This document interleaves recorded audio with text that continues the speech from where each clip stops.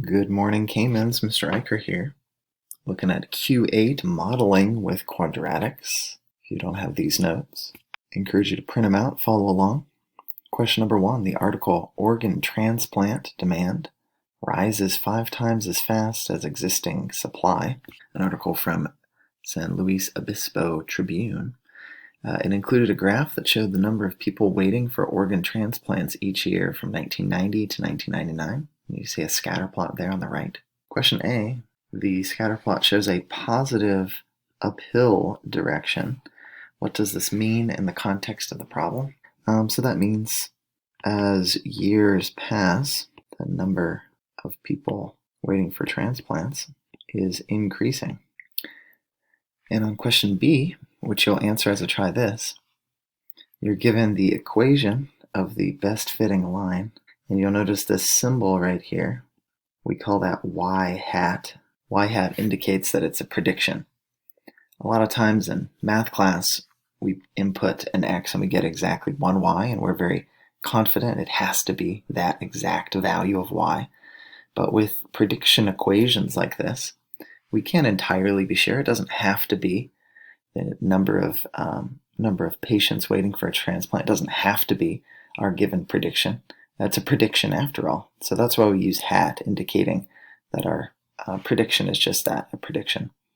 But you'll be interpreting and explaining what the slope means in this context. Also, you'll notice in this equation, in predictions, we not only use y hat, but we also use a different structure for our mx plus b. We put the y-intercept first, and then we put our slope with x second.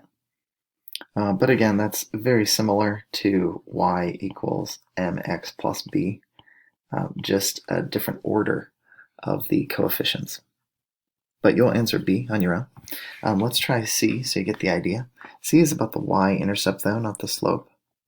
What does the y-intercept of 12.73 tell us in the context of this problem? Well, you were told this data is from 1990. Also on the axis, it's years after 1989, so 1 would be 1990. So a y-intercept would represent the year. In the year 1989, there were, and we have number waiting for transplant, 12.73, and the units are in thousands.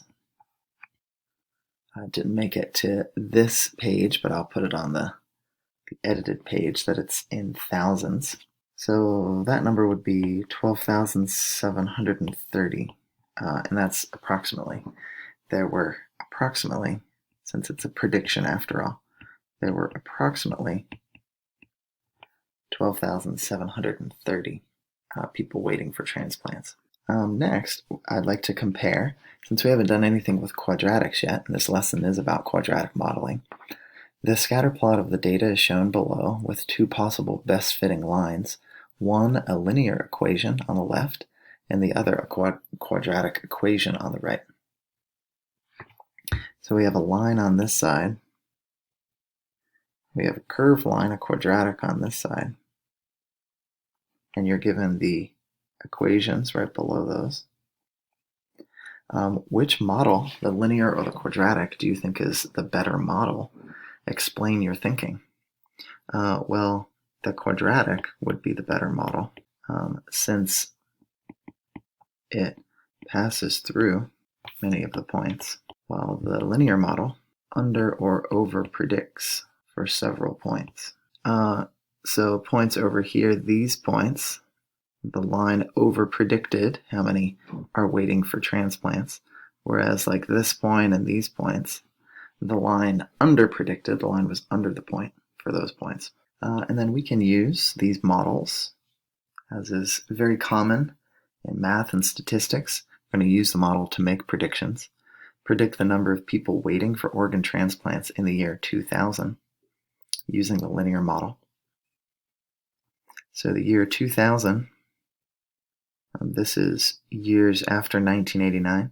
So in the year 2000, we're going to put the value 11 into our prediction. So our prediction equals 1273 plus 5.576 times 11. So I get a value of 74.06, which I'll just round to 74.1, and that's in thousands.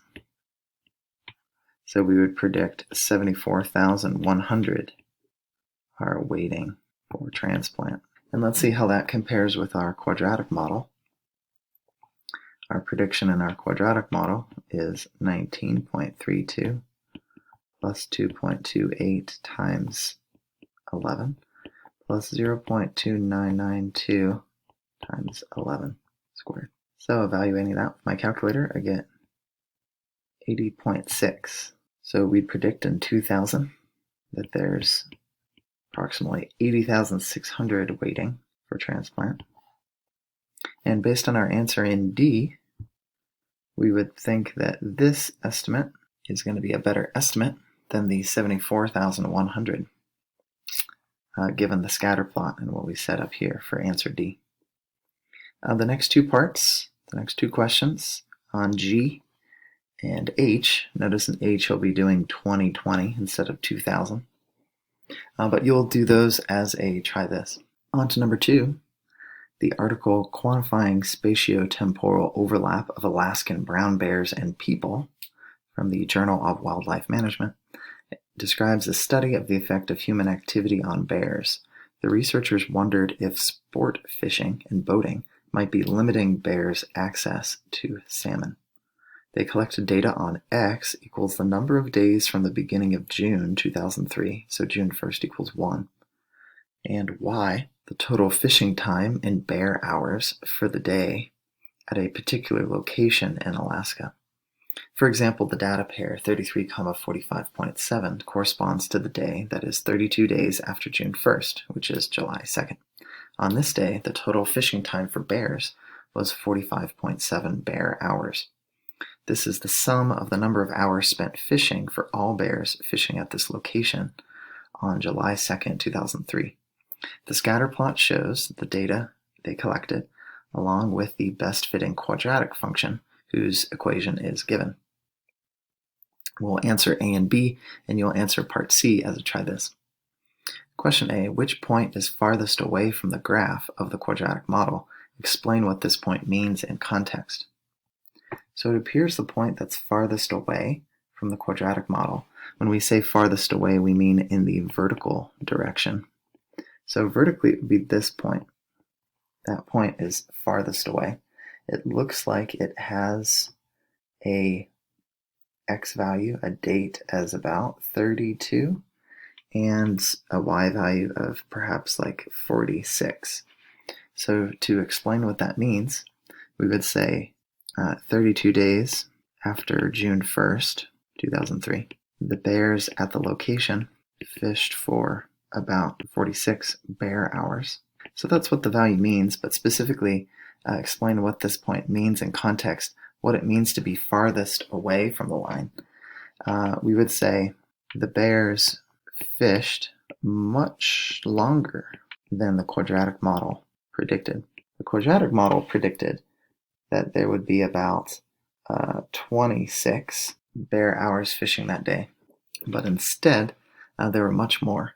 And we don't know exactly why that might be, but that is really close to the 4th of July.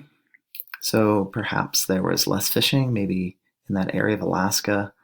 There weren't as many boats that day, and maybe that did allow the bears to have a lot more fishing time since there wasn't as much of a human presence. But we would need to read the article more closely and see to determine what the case might be. Question B, this data follows a parabolic or a quadratic pattern. What does this mean in the context? So it looks like as days were increasing in June, there was an increasing. And then as the days continued into July and August, there was a decreasing pattern. So we would say as the days passed in June, the bears fished in increasing times, hit a maximum about 30 to 35 days after June 1st, then the bear's time fishing decreased through July and into August. So if we said something follows a parabolic or quadratic pattern, that's what we'd have. There's an increasing and then a decreasing pattern in this context. And then on part C, you'll predict the fishing time. You're given the equation to make predictions. And then you'll answer, does this prediction make sense? Why or why not? Thanks for watching this video. See you in class.